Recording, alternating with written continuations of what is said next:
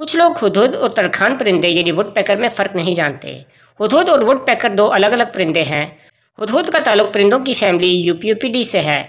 پہلے اس فیملی میں ہدہد کی صرف ایک ہی نوع پائی جاتی تھی، لیکن اب اس نوع کو 3 مختلف انواع میں تقسیم کر دیا گیا ہے، جس میں یوریشیائی ہدہد، افریقی ہدہد اور مڈغاسکر ہدہد شامل ہیں۔ ہدہد کی ان تینوں اقسام میں رنگوں کا تھوڑا بہت فرق موجود ہوتا ہے۔ پاکستان میں پائی جانے والی ہدہد کی قسم کو یوریشیائی ہدہد یا صرف ہدہد کہتے ہیں اور اس کا زولوجیکل نیم یوپیوپا ایپوپس ہے۔ ہدہد ایک درمیانی جسامت کا پرندہ ہے جس کی لمبائی 25 سے 32 سینٹی میٹر اور وزن 50 سے 90 کلو گرام تک ہو سکتا ہے۔ اس کے سر پر سرخ مہندی رنگ کا تاج موجود ہوتا ہے جس کا سرا کالے رنگ کا ہوتا ہے۔ یہ تاج ہدہد کے حسن کو 4 چاند لگاتا ہے۔ اس کی چونچ پتلی اور لمبی ہوتی ہے جس میں اس کی پتلی زبان موجود ہوتی ہے۔ جسم ہلکے مہندی رنگ کا ہوتا ہے جس کے پچھلے حصے اور اڑنے والے پروں پر کالے اور سفید رنگ کی آڑی ترچھی لکیریں ہوتی ہیں۔ پاکستان میں ہدہد تقریباً تمام ملک میں پایا جاتا ہے اور یہ عام دیکھا جانے والا پرندہ ہے۔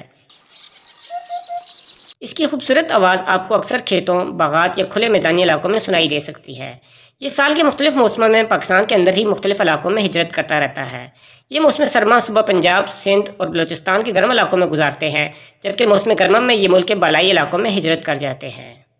پاکستان سے باہر ہدہد کی یہ نوع براعظم ایشیا اور یورپ کے ٹنڈرا کے علاقوں کو چھوڑ کر باقی تمام ممالک میں پائی جاتی ہے۔ اس کے علاوہ یہ صحارا ریگستان کو چھوڑ کر براعظم افریقہ کے باقی شمالی حصوں میں بھی پایا جاتا ہے۔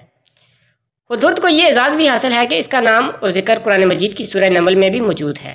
ہدہد کو مرغ سلیمانی بھی کہا جاتا ہے۔ حضرت سلیمان علیہ السلام ایک جلیل القدر پیغمبر تھے جنہیں رب کائنات نے انسانوں کے ساتھ ساتھ جنات اور حیوانات پر بھی حکومت عطا کی تھی۔ 970 قبل مسیح میں ملک شام اور فلسطین پر ان کی حکومت قائم تھی اور پرندہ ہدہد بھی ان کی فوج کا ایک حصہ تھا۔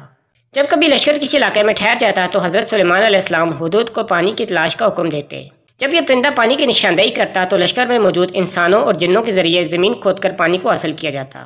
ایک دفعہ جب شاید لشکر کو پانی کی ضرورت آن پڑی ہوگی تو حضرت سلیمان علیہ السلام نے ہدہد پرندے کو یاد فرمایا اور غیر موجود پا کر حضرت سلیمان علیہ السلام غصہ ہوئے اور فرمایا کہ اگر وہ معقول وجہ نہ بتا سکا تو اسے سزا دی جائے گی۔ کچھ ہی دیر بعد جب ہدہد واپس آیا تو اس نے حضرت سلیمان علیہ السلام کو ملکہ سبا کا واقعہ سنایا۔ یہ ملک جنوبی عرب یعنی آج کے یمن کے مقام پر واقع تھا اور اس کا صدر مقام شہر صنعا سے 50 کلومیٹر دور مارب تھا۔ ہدہد نے اس ملک کی ملکہ اور اس کے تخت کا ذکر کیا اور بتایا کہ وہاں کے لوگ سورج کی پرستش کرتے ہیں۔ حضرت سلیمان علیہ السلام نے ہدہد کی سچائی کو جانچنے کے لیے ملکہ سبا کے نام ایک خط بھجوایا۔ یہ تمام واقعہ قرآن مجید میں سورہ نمل میں موجود ہے۔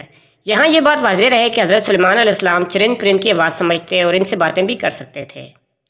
ہمارے ہاں ہدہد کے بارے میں کچھ عجیب و غریب کہانیاں بھی مشہور ہیں جن میں زیادہ تر کا حقیقت سے کوئی تعلق نہیں۔ مثلاً یہ کہا جاتا ہے کہ ہدہد زندگی میں صرف ایک دفعہ جوڑا بناتا ہے اور اپنے شریک حیات کے مرنے کے بعد وہ باقی زندگی غمزدہ اور تنہا گزارتا ہے، جبکہ حقیقت میں ایسا نہیں ہے۔ یہ بات ضرور ہے کہ ہدہد ایک باوفا پرندہ ہے جو جوڑا بناتے ہیں اور اپنے پارٹنر کی موجودگی میں ادھر ادھر منہ نہیں مارتے، لیکن پارٹنر کے مرنے کے بعد یہ دوبارہ جوڑا بنا لیتے ہیں۔ بعض رپورٹس کے مطابق یہ ایک سیزن کے بعد اپنا جوڑا تبدیل بھی کر لیتے ہیں۔ اس کے علاوہ دیگر عجیب و غریب کہانیوں میں کہا جاتا ہے کہ ہدہد کے پروں کی دونی جب گھروں میں دی جائے تو وہاں سے کیڑے مکوڑے اور دوسرے حشرات تتر بتر ہو جاتے ہیں۔ یا پھر اس کے بارے میں ایک اور بات بھی خاصی شہرت رکھتی ہے کہ اگر کوئی شخص بھولنے کی یا یادداشت کی کمزوری کی بیماری میں مبتلا ہے تو اس کی گردن میں ہدہد کی آنکھ لٹکا دی جائے تو اس کی بیماری دور ہو جاتی ہے۔ مزید یہ کہ ہدہد کی دم اگر کسی نکسیر کے مریض کی گردن میں لٹکا دی جائے تو وہ ٹھیک ہو جائے گا، اور اگر اس کا پنجہ کسی بچے کی گردن میں لٹکا دیا جائے تو بچہ نظر بد سے محفوظ رہتا ہے۔ یہ تمام خرافات باتیں ہیں جن کا حقیقت سے کوئی لینا دینا نہیں۔ ہدہد کی خوراک زیادہ تر کیڑے مکوڑوں پر مشتمل ہوتی ہے، لیکن اس کے علاوہ یہ چھپکلیاں، مینڈک اور چھوٹی بیریز وغیرہ بھی کھا جاتے ہیں۔ یہ عام طور پر تنہا ہی نظر آتے ہیں، لیکن کبھی کبھار جوڑے میں یا 3-4 کے گروپ میں بھی دیکھے گئے ہیں۔ یہ اپنی چونچ اور پنجوں کی مدد سے زمین میں سے کیڑے مکوڑے نکال کر کھاتے ہیں۔ بریڈنگ کے موسم میں ہدہد کا جوڑا اپنے علاقے یا ٹیریٹری کا دفاع بھی کرتا ہے۔ اس دوران نر ہدہد دن بھر آوازیں نکالتا ہے تاکہ باقی ہدہدوں کو معلوم ہو سکے کہ یہ علاقہ پہلے سے مقبوضہ ہے۔ یہ درخت کے کھوکھلے تنوں یا دیوار وغیرہ میں گھونسلہ بناتے ہیں اور گھونسلے کا منہ آگے سے تنگ ہوتا ہے۔ انڈوں کی تعداد مختلف علاقوں میں مختلف ہوتی ہے۔ انڈوں پر صرف مادہ بیٹھتی ہے۔ مادہ ہدہد انڈوں پر بیٹھنے کے دوران ایک بدبودار رطوبت خارج کرتی ہے جو شکاریوں کو دور بھگاتی ہے۔ انڈوں سے 15 سے 18 دنوں میں بچے نکل آتے ہیں۔ دونوں والدین بچوں کو خوراک کھلاتے ہیں اور بچے 1 مہینے میں گھونسلہ چھوڑنے کے قابل ہو جاتے ہیں۔